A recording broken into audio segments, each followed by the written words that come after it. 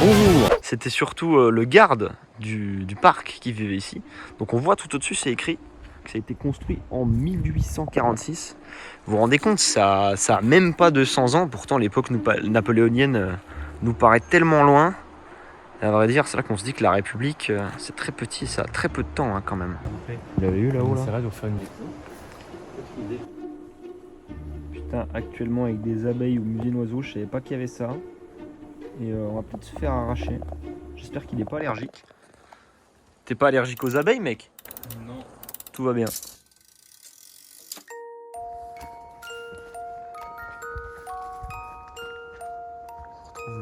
Non, c'est très beau, franchement, avec les pins et tout.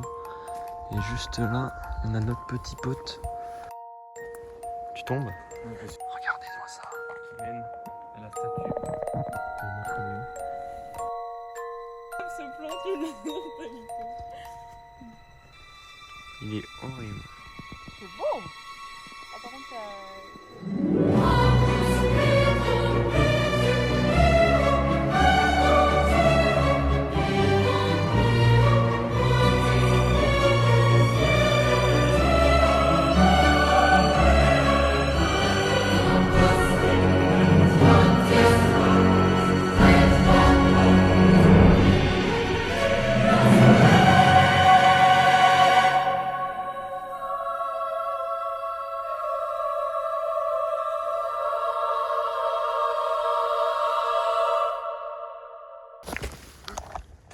Aïe! Regardez-moi ça, comment elle est imposante. C'est pas magnifique quand même. Là, l'aigle en bas. Là. Exactement. Rapport à l'aigle impérial. J'espère pas dire trop de conneries durant tout ça. En rapport avec Napoléon. Napoléon en rapport avec Hitler. Non. Non. Ça, je m'en fous, moi, je peux le mettre sur ma chaîne. Ah non, peut-être pas, ça passera pas. À mon avis, ils vont te dire vous faites quoi là? Parce que déjà tout à l'heure, j'ai parlé d'Hitler sans faire exprès. Je parlais des campagnes de Napoléon et de la campagne de Russie et qui s'était cassé la gueule en Russie en partie. Puis j'avais dit, comme Hitler, en même temps, tous les plus grands conquérants, enfin plus grands, non c'est bizarre de dire ça avec Hitler, mais Techniquement aussi. tous les conquérants, on va dire, se sont cassés la gueule en Russie. Et dont Hitler, je l'avais juste cité comme ça pour faire un rapprochement historique. Et il m'a rappelé que sur YouTube, ce genre de truc, ça passe pas. Donc il va falloir que je fasse attention pour la prochaine fois. Ok, j'ai mis mon téléphone par là, comme ça filme. Ça suffit de tout prendre en photo comme ça. Tu t'es pris pour un touriste asiatique. Regardez-moi ce pain, les mecs. Putain, on en parlait tout à l'heure avec monsieur Covid Urbex. Et franchement, c'est superbe. Très macabre tout ça. 1861, voilà. 1861. Déjà, tu peux remarquer que c'est pas écrit du tout son nom sur sa tombe. Qu'est-ce que c'est écrit? Soldat de Napoléon Ier. Oui.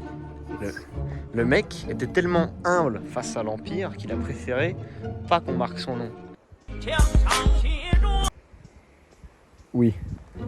Arrêtez de me filmer, monsieur, ça suffit maintenant. Vas-y, tombe. Tourne, tombe. Ouais, malheureusement, on les voit pas, les vignes. Il y a trop de friches. C'est trop... Lui, ça devait pas être rentré en friche, là. Non, bref. Ça, c'est peut-être tournage. Perdu dans la forêt avec Cody. Comme je le rappelais tout à l'heure, le parc est entretenu. Du tout. On est censé accéder aux 100 marches pour rappeler les 100 jours de Napoléon.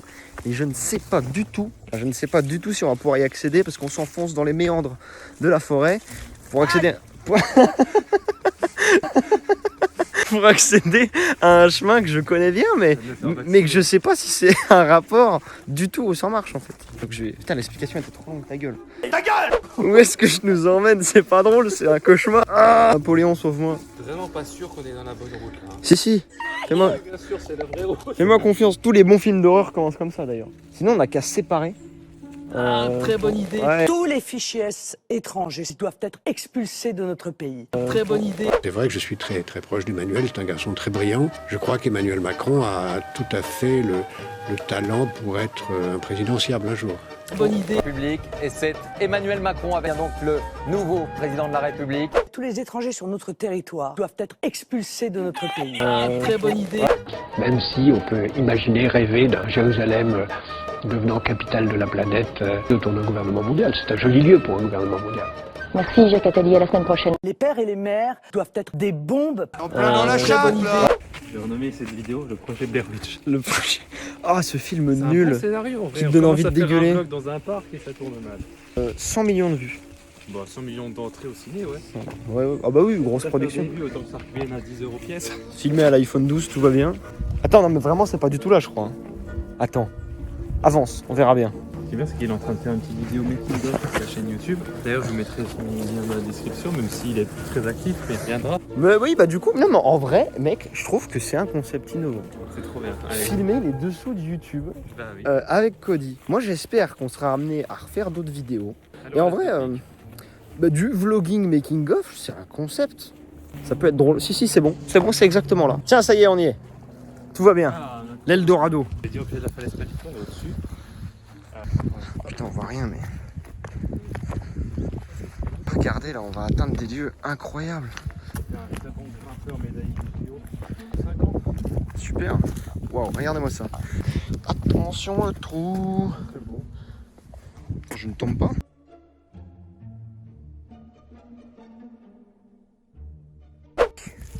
Alors, ce qu'il faut savoir, c'est que Cody a pas peur de la mort. Vraiment pas. Surtout, il a pas peur de la mort de son appareil photo. Ça, bah, un peu plus. Il s'en fout, il fait de la YouTube monnaie. C'est pas vrai. Faites-lui des dons. Ouais, il y a des trucs d'escalade là dans le sol. Là. Non, si, c'est joli. Honnêtement. Bon, de retour avec gros bid urbex.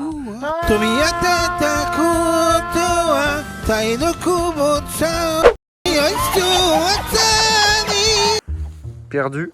Encore une fois, donc là en fait on n'a pas du tout pris le bon sentier. Et on ne sait pas trop où ça va nous mener. Mais on va y arriver au 100 marches. Non, mais le monsieur tout à l'heure nous a rassurés. Il a demandé notre chemin. Il nous a dit que c'était par là, tout droit. Voilà. C'était pas tout droit, a priori. Il a dit que peu de gens étaient revenus de là. Donc peut-être que c'est tout à fait ce qui est en train de se passer. Il y a des petits papillons et tout, c'est sympa. Tout on a rassuré. On n'a pas d'eau, parce qu'on n'a pas pris d'eau. J'adore l'eau. Il devrait nous rester environ 45 minutes max. Donc ça va en vrai. On va pas faire les fiottes. J'ai encore des trucs à rencontrer à Cody, j'aimerais pas mourir tout de suite quoi. J'ai encore des anecdotes croustillantes. Des anecdotes croustillantes à lui raconter. Il se fout de ma gueule. Putain, mais il a vraiment une forme bizarre. Regarde-moi ça, on dirait un totem. Le clodo qui est là, toi, je le suce.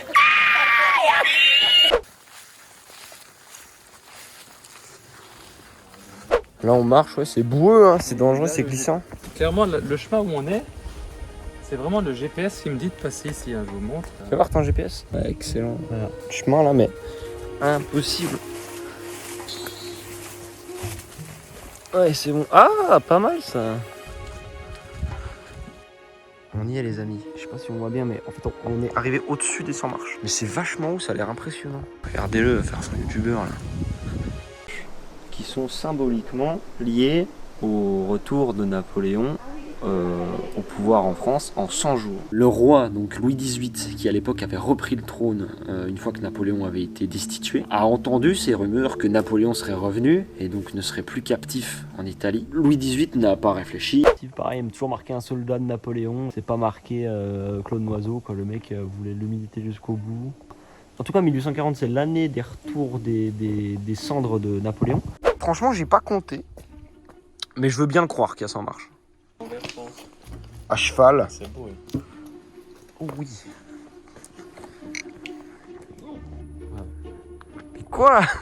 On discutait, on était pris dans la caméra et puis là on tombe là-dessus. Mais mec, c'est superbe.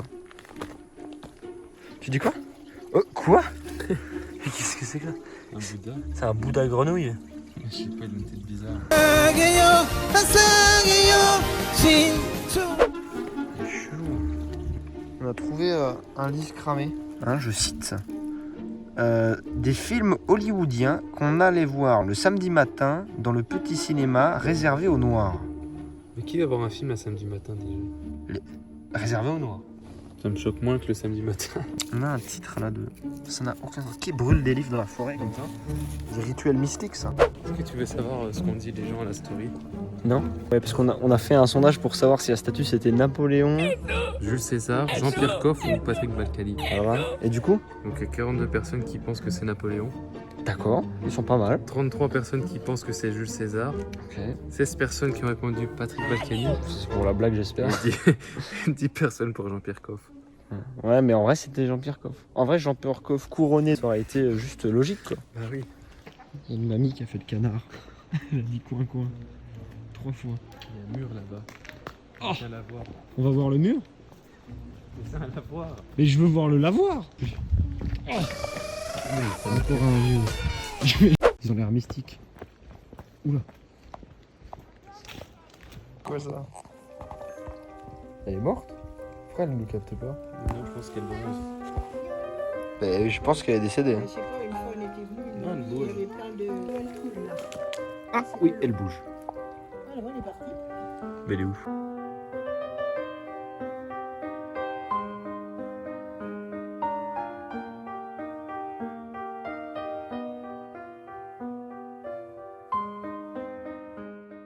Et lui mord les couilles. Chape.